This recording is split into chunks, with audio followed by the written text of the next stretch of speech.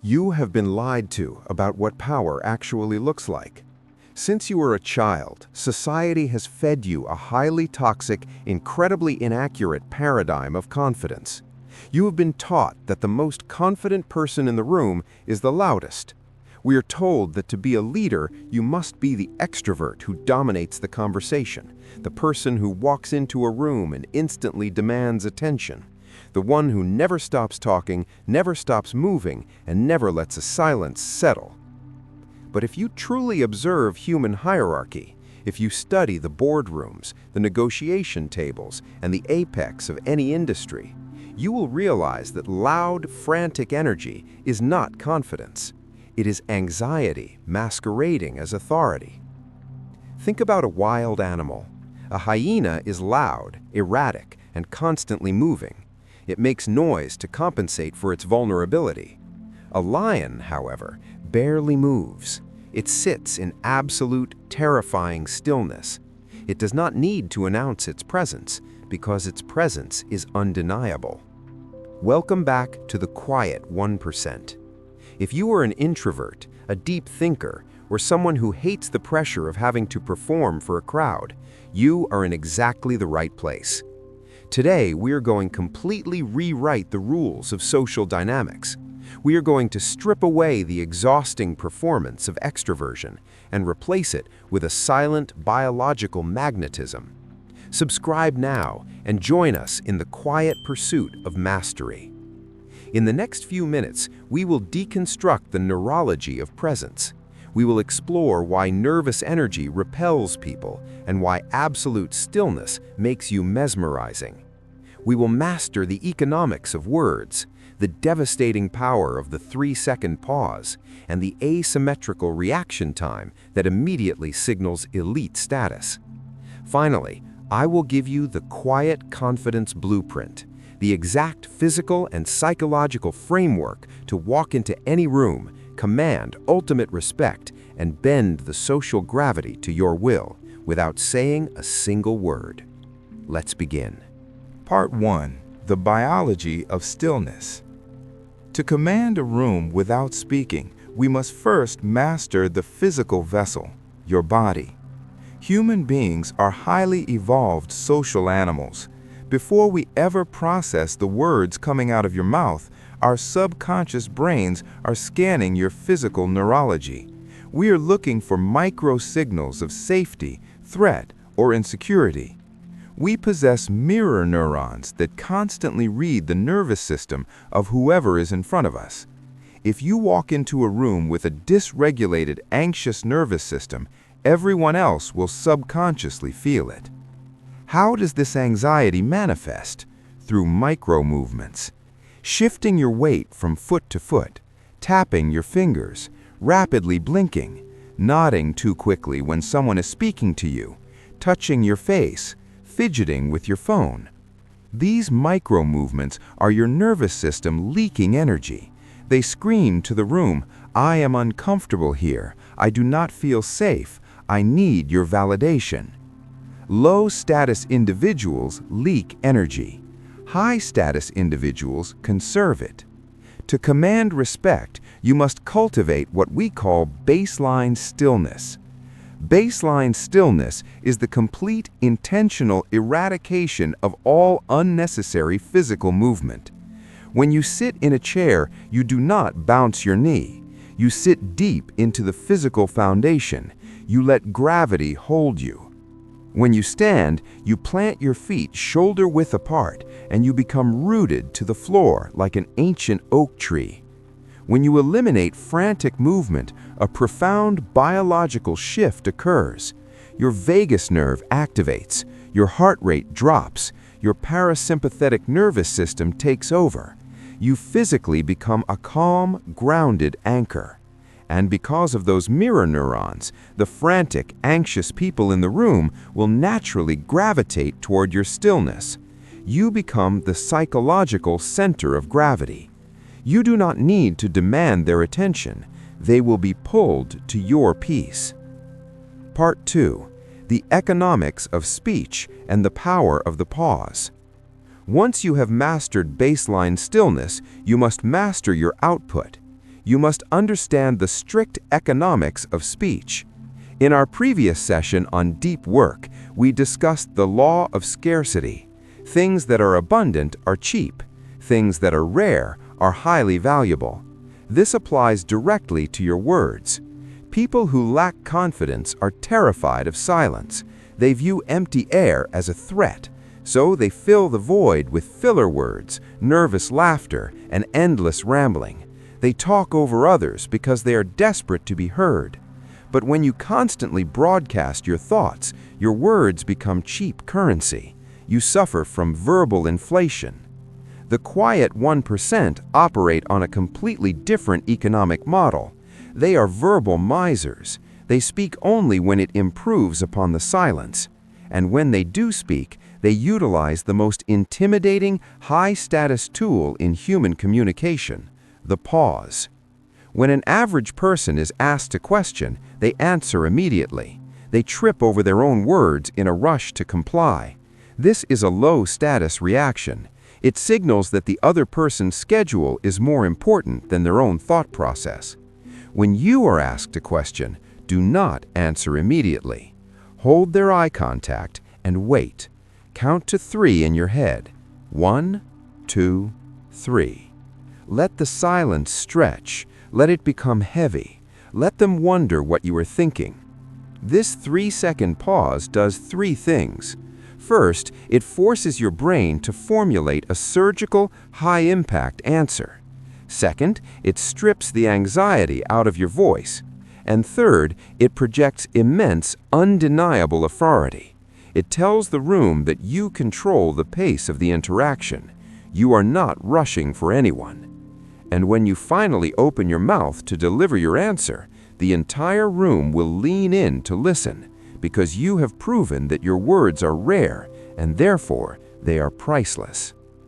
Part 3. Spatial authority and the soft gaze. Quiet confidence is not just about moving less and speaking less. It is about how you occupy the physical space you are in. Insecure people try to shrink themselves. They round their shoulders, cross their arms over their chest to protect their vital organs, and keep their elbows tucked tightly to their sides. They are biologically trying to take up as little space as possible so they are not perceived as a threat. To command the room, you must claim your territory. We call this spatial authority. You do not need to aggressively manspread or invade other people's personal bubbles. That is arrogance, not confidence. True spatial authority is simply relaxing into your full physical dimensions. Roll your shoulders down and back. Open your chest. Let your arms rest comfortably by your sides or on the armrests of your chair. Claim the oxygen around you. Breathe deeply into your stomach, not shallowly into your chest. And then there is the matter of eye contact. Many alpha male gurus will tell you to stare unblinkingly into people's eyes to assert dominance. This is terrible advice. A hard, unblinking stare is predatory. It triggers the fight or flight response in others. It makes them defensive, not respectful. Instead, the quiet 1% use the soft gaze. The soft gaze is relaxed, steady, and warm. You look into the other person's eyes, but you soften the muscles around your own eyes. You are not piercing their soul, you are simply witnessing them. When you combine baseline stillness, spatial authority, and a steady soft gaze, you create an aura that is incredibly rare in the modern world. You are fully present, entirely unbothered, and completely immovable. Part 4. Asymmetrical reaction time. The ultimate test of quiet confidence occurs when the environment becomes chaotic. Anyone can appear confident when things are going perfectly, but how do you react when you are challenged, insulted, or placed under extreme pressure? Average people have symmetrical reaction times. If someone raises their voice, the average person raises their voice in return. If someone rushes them, they rush. They match the frantic frequency of the aggressor. They hand over the remote control to their own emotional state. The quiet elite utilize asymmetrical reaction time. This means that the more chaotic the environment becomes, the slower, quieter, and more deliberate you become. If someone interrupts you in a meeting, do not raise your voice to talk over them. Stop talking immediately. Turn your head slowly. Look at them with a relaxed, soft gaze, and let them finish. Do not look angry. Look mildly curious. Let their frantic energy echo in the silent room. When they finish speaking, do not respond right away. Let the silence hang for another 3 seconds. Let them feel the weight of their own interruption. And then, in a quiet, measured, perfectly calm voice, continue exactly where you left off. By refusing to speed up, refusing to get loud, and refusing to show anger, you completely strip the aggressor of their power. You demonstrate that their chaos cannot penetrate your fortress. You become the master of the interaction simply by refusing to react to it. Part 5. The Quiet Confidence Blueprint. We have covered the psychology and the neurology. Now we execute. Here is the Quiet Confidence Blueprint, a simple 4-step protocol to run every single time you walk through a door. Step 1. The Threshold Anchor. Before you turn the handle to enter a meeting room, a party, or a networking event, stop. Take 1 deep breath, inhaling through your nose for 4 seconds and exhaling through your mouth for 6 seconds. This drops your heart rate and forces your nervous system into a calm state. You do not enter the room until your body is still. Step 2. The Sweeping Assessment.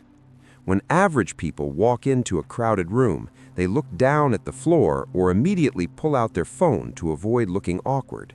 You will not do this. When you walk through the door, keep your chin parallel to the floor. Pause just inside the entrance. Look slowly from the left side of the room to the right side. You are not looking for anyone in particular. You are simply establishing that you belong there, and you are taking inventory of your environment. Step 3. The Rooted Stance. Walk at a slow, deliberate pace to your destination. When you stop, plant your feet. Do not lean on a wall. Do not cross your arms. Keep your hands out of your pockets. Allow your arms to hang naturally. Feel the solid ground beneath your shoes. Become the ancient oak tree. Step 4. The Silent Witness. When conversations begin around you, resist the overwhelming urge to contribute right away. Do not try to prove your intelligence or validate your presence. Be the silent witness. Listen deeply. Observe the power dynamics. Let everyone else exhaust themselves with their nervous, talking energy, and wait until you have something truly profound to say. Society wants you to believe that if you are quiet, you are weak. They want you to believe that introversion is a flaw that needs to be cured. Do not buy into the noise. You do not need to change your personality. You do not need to become a loud, performing extrovert to command respect.